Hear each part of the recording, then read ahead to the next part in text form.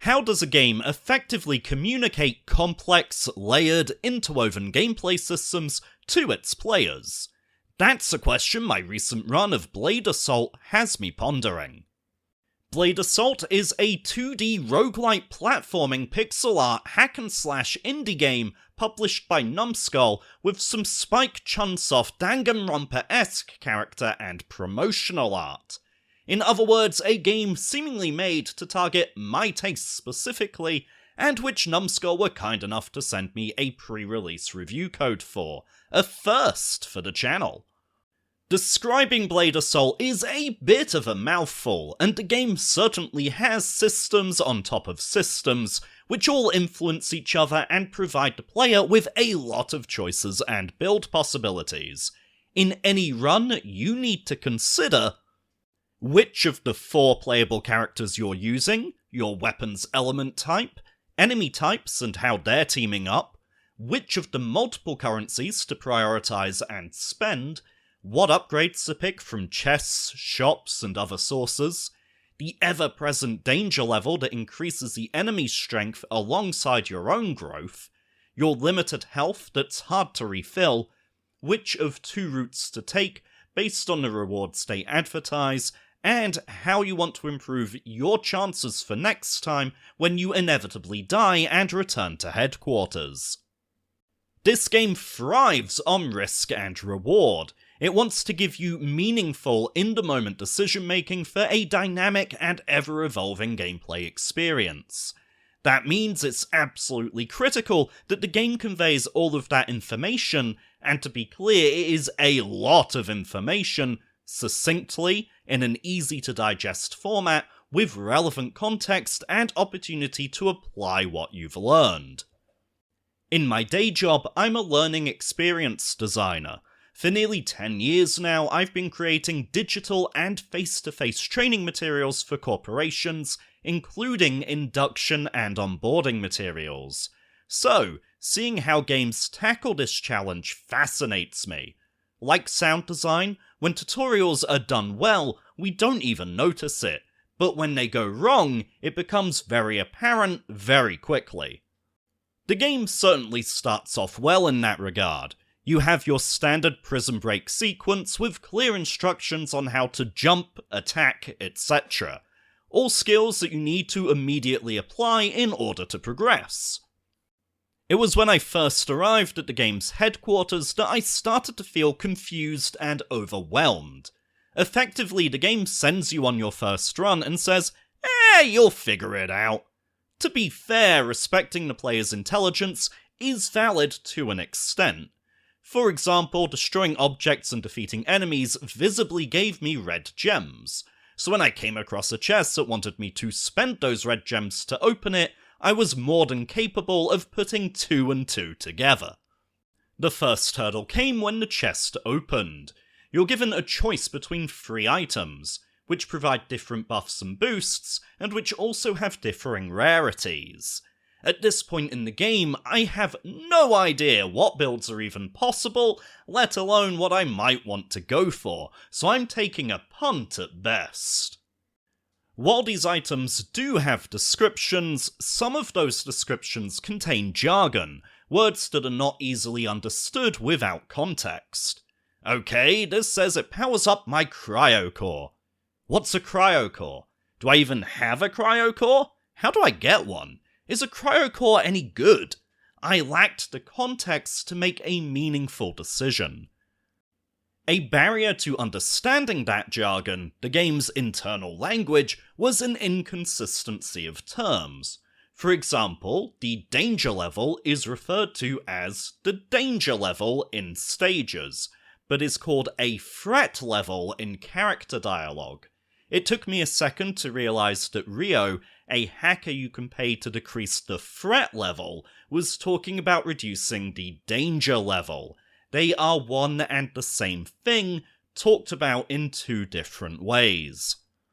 Likewise, it wasn't until my 6th run that I realised that I could press L3 to see what the effects of the ever-escalating danger level was, how it was empowering my enemies.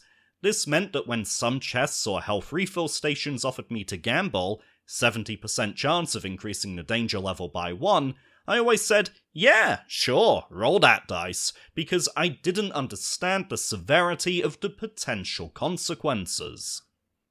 Similarly, when you reach the end of a section, you're often given a choice of 2 doors which lead to different paths and rewards.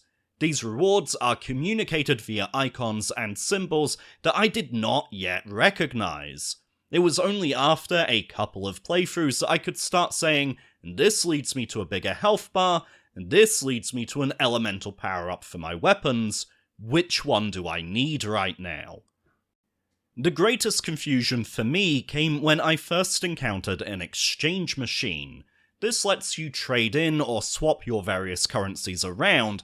However, I didn't yet know what I could spend those currencies on, what their relative values were.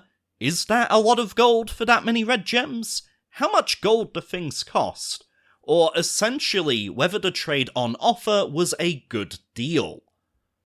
This meant that, for my first and second runs, I didn't make those choices. I did the equivalent of eeny meeny miny mo, or just grabbing any old thing and carrying on with my day. You can imagine how well that turned out for me. When I came to back at headquarters, I was presented with more unexplained options. Fair enough, the martial arts guy can give me permanent buffs in exchange for gold, but it was only after spending that gold that I learned, the hard way, that I could only equip 1 perk per category per row at a time. Likewise, there were now more people at the bar who I recognized as the other playable characters from the promotional materials. Cool, awesome, can't wait to try them out. Wait, you don't feel like it?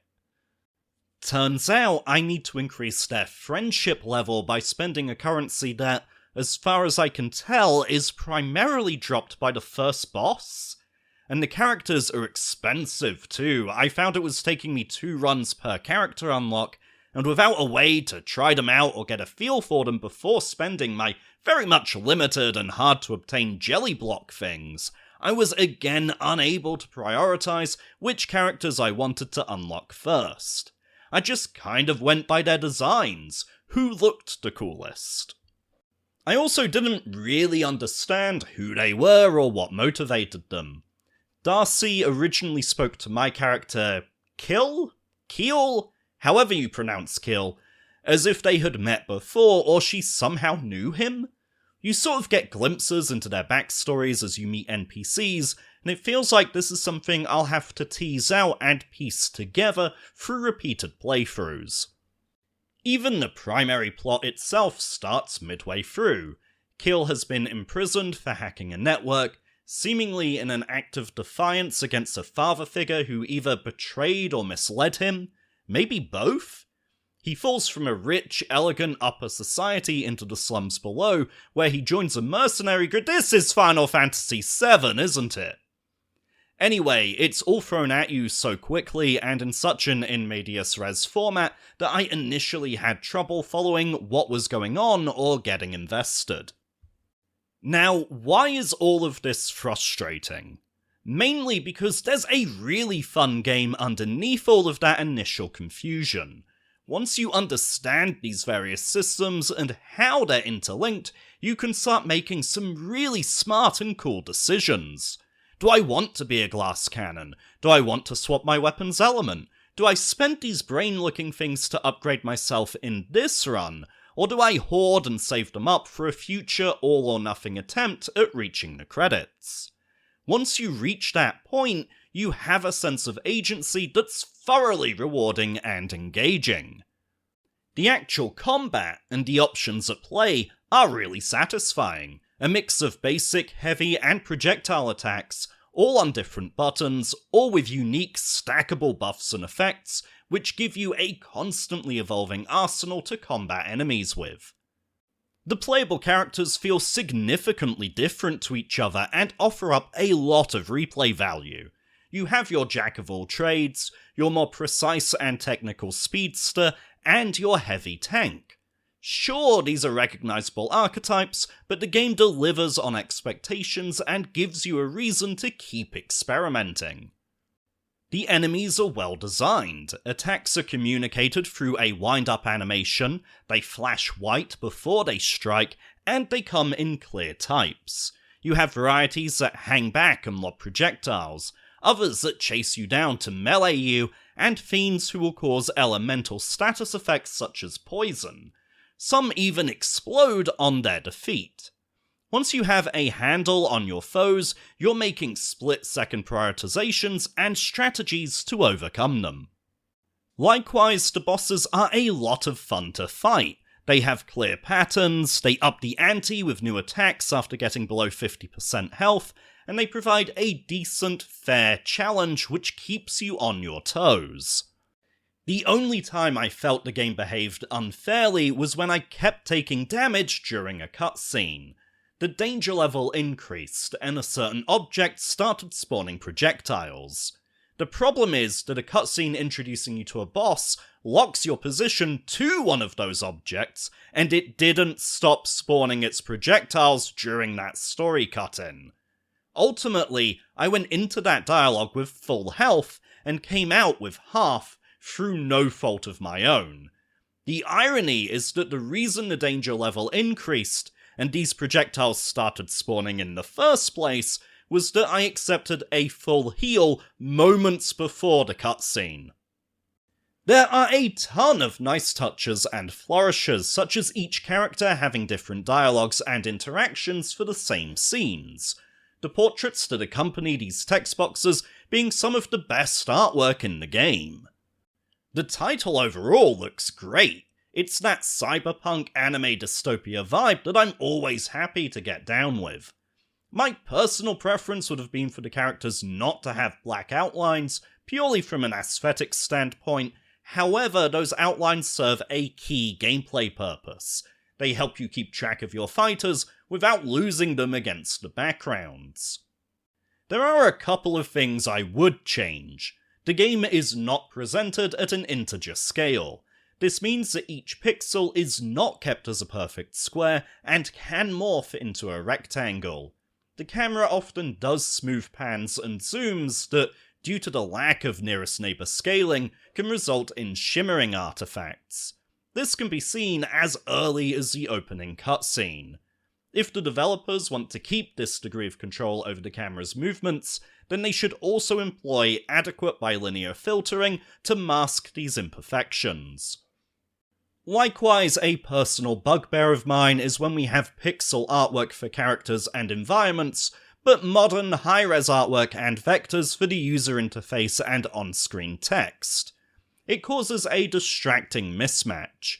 I can understand that the volume of text, especially for describing buffs and upgrades, means that vectorized text is a requirement to maintain readability. I think it's the pairing of clean text with pixel portraits that throws me off.